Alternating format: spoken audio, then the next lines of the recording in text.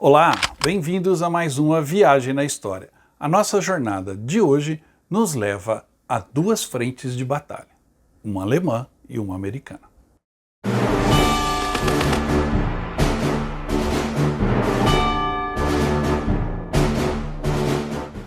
Antes de visitarmos essas duas frentes de batalha na Segunda Guerra Mundial um pouco diferentes, não se esqueça da promoção que está rolando aqui no canal. Você adquirindo uma camisa do Viagem na História concorre a um pacote para os 80 anos do dia D, em 2024, na Normandia. Você adquirindo a camisa do Viagem na História, comemorativa dos 80 anos do dia D, você também concorre a um pacote de viagens para a nossa visita à Normandia em 2024, quando celebraremos na Normandia os 80 anos do dia D.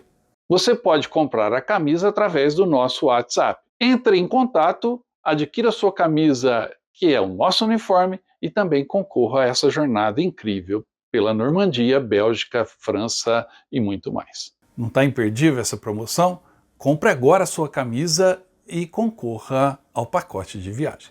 Durante a Segunda Guerra Mundial, o desenvolvimento de armas cada vez mais possantes, aviões, submarinos, tanques, foi fundamental. Mas os combates também aconteciam em outras frentes, como, por exemplo, a propaganda. A propaganda era fundamental na manutenção daquilo que os militares mais prezam, e não é a fabricação de armamento, é a moral da tropa e da população. A manutenção da moral e de um espírito elevado da população e principalmente dos soldados é fundamental para o sucesso na guerra. É só ver o exemplo da derrota alemã em 1918, que, quando a moral caiu no país, a frente de batalha também desmoronou.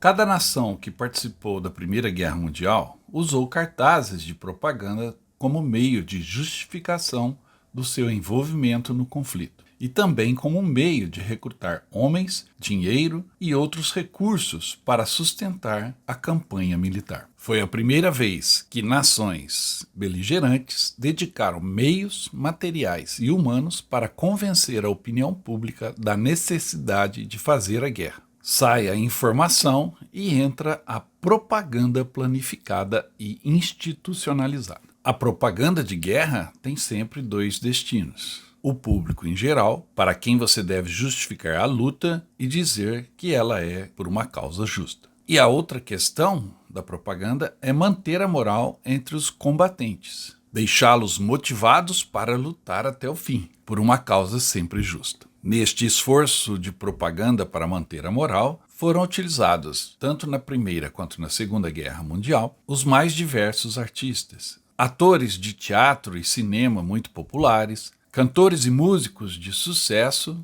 belas atrizes, humoristas muito engraçados que mantinham os soldados felizes, apresentando-se muitas vezes na linha de frente dos combates. Existiam também publicações destinadas especificamente aos soldados. E foi justamente através dessas publicações que dois artistas de lados opostos nos combates da Segunda Guerra Mundial, influenciando na moral e na motivação dos soldados na frente de batalha.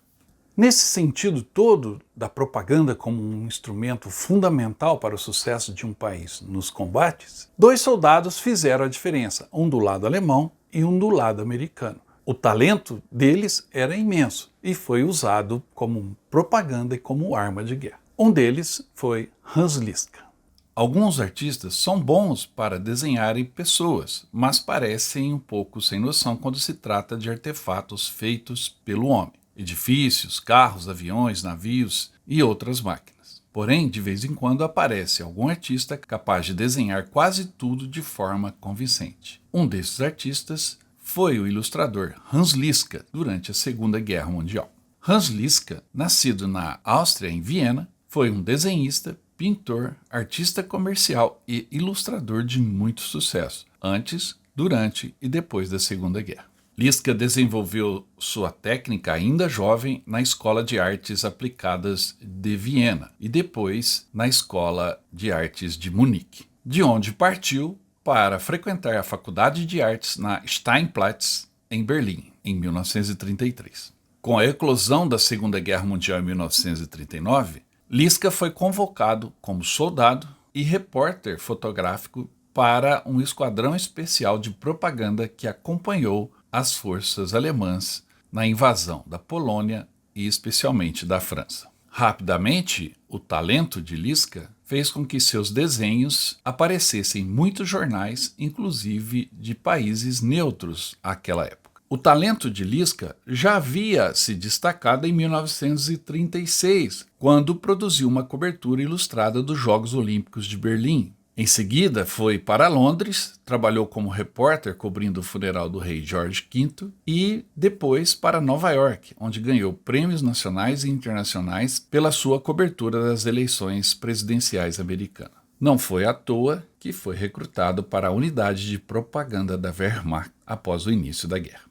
Liska era muito criativo e muito talentoso. Durante a invasão da França, por exemplo, em 1940, como não havia água disponível, chegou a utilizar champanhe para pintar o ataque contra a cidade de Calais.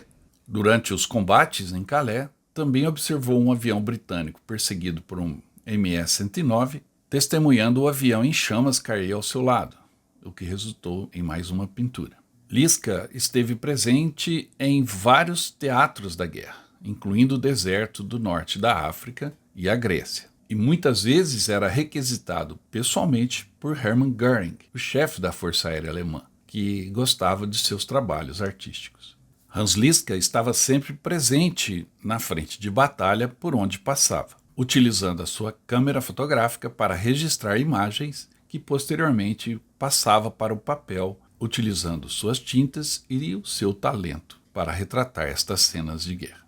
Seus trabalhos eram publicados extensamente pela imprensa alemã, inclusive a revista preferida do soldado alemão na frente de batalha, Signal. Embora cumprisse o seu dever como soldado e como alemão, Liska nunca foi filiado ao partido nazista, e os estudiosos de seu trabalho hoje o apontam como um antinazi.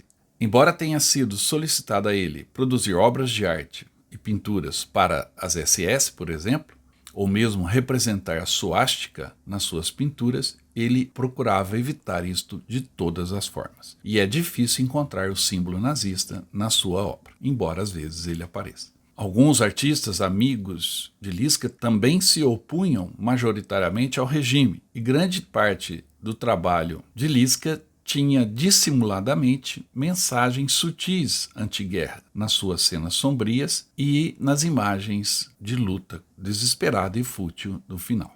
Mas isso não impediu que o talento de Hans Liska fosse utilizado como propaganda para manter a moral de guerra alemã. A última pintura de Liska durante a Segunda Guerra retratava um rapaz alemão faminto a olhar para um pão estragado sobre uma mesa, enquanto do lado de fora da janela estavam as ruínas de uma cidade alemã que tinha sido dizimada pelas bombas aliadas. Os críticos de arte afirmam que as pinturas de Hans Liska são algumas das obras de arte mais notáveis da Segunda Guerra Mundial. Como artista de guerra, Liska foi extraordinário e muito possivelmente o melhor artista de ambos os lados do conflito. Após a guerra, Liska foi inocentado de qualquer cumplicidade com os crimes nazistas e instalou-se na cidade alemã de Chesley, onde conheceu a sua futura esposa. Trabalhou então com grandes revistas e jornais ilustrados alemães. E na década de 1950, teve uma longa colaboração com a fábrica alemã de automóveis Mercedes e passou a pintar quadros dos seus veículos que eram publicados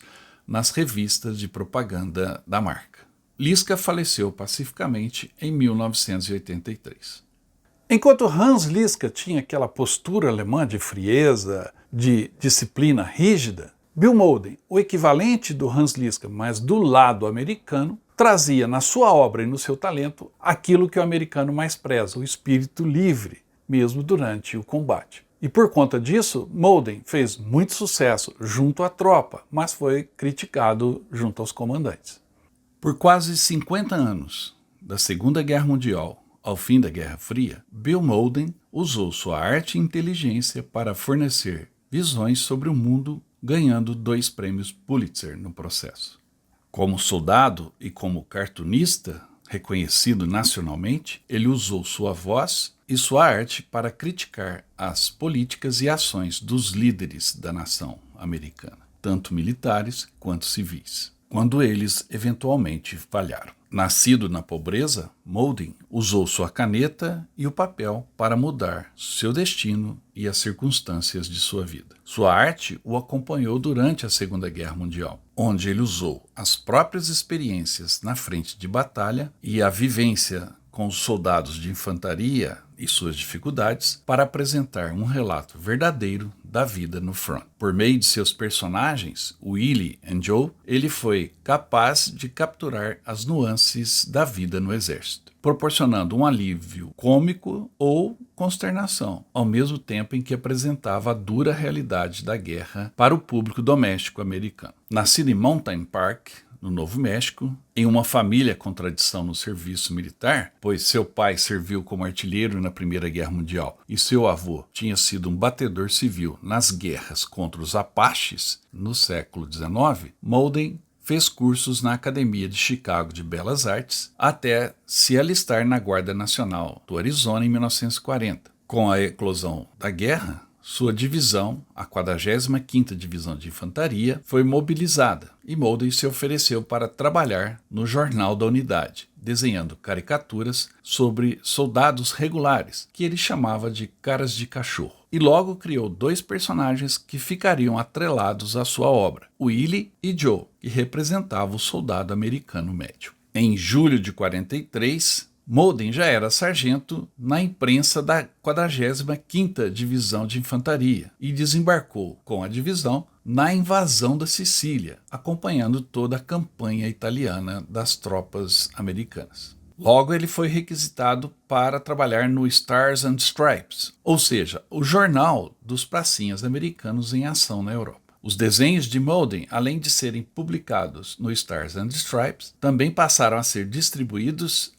para os jornais nos Estados Unidos, e ele ficou conhecido nacionalmente. Sobre seu trabalho na guerra, Mauldin disse: "Eu desenhei para e sobre os soldados, porque sabia como era a vida deles e entendia suas queixas. Queria fazer algo com as situações engraçadas que surgem, mesmo quando você não acha que a vida poderia ser mais miserável." Foi com essa pegada, com esse olhar crítico, que Mauldin caiu nas graças de toda a tropa americana em ação na Europa. Em março de 1944, ele recebeu o seu próprio Jeep, no qual dirigia pela frente de batalha, fotografando, observando e recolhendo material. Passou a publicar 6 cartoons, 6 desenhos por semana no jornal, para os jornais americanos. E esses desenhos foram vistos por soldados em toda a Europa. O War Office, o órgão que comandava a propaganda de guerra americana, apoiava sua distribuição, porque ajudou a divulgar para as forças terrestres o lado mais sombrio da guerra, mostrando que a vitória não seria fácil e o soldado deveria estar preparado para as dificuldades. O exemplo disso é que um dos amigos de Mauldin, Gregor Duncan, também desenhista, o acompanhava como escolta, e Duncan foi morto no desembarque em Anzio, em 1944. O próprio Mauldin chegou a ser ferido na Batalha de Monte Cassino e recebeu a Purple Heart, o coração púrpura, a medalha para o soldado ferido em combate. Os desenhos de Mauldin e a presença dele fisicamente junto às tropas em combate o tornaram um herói para o soldado comum americano, o GI. Por todo esse trabalho, ele recebeu a Legião do Mérito por sua obra. Alguns exemplos de como ele usava o seu talento para falar diretamente aos soldados.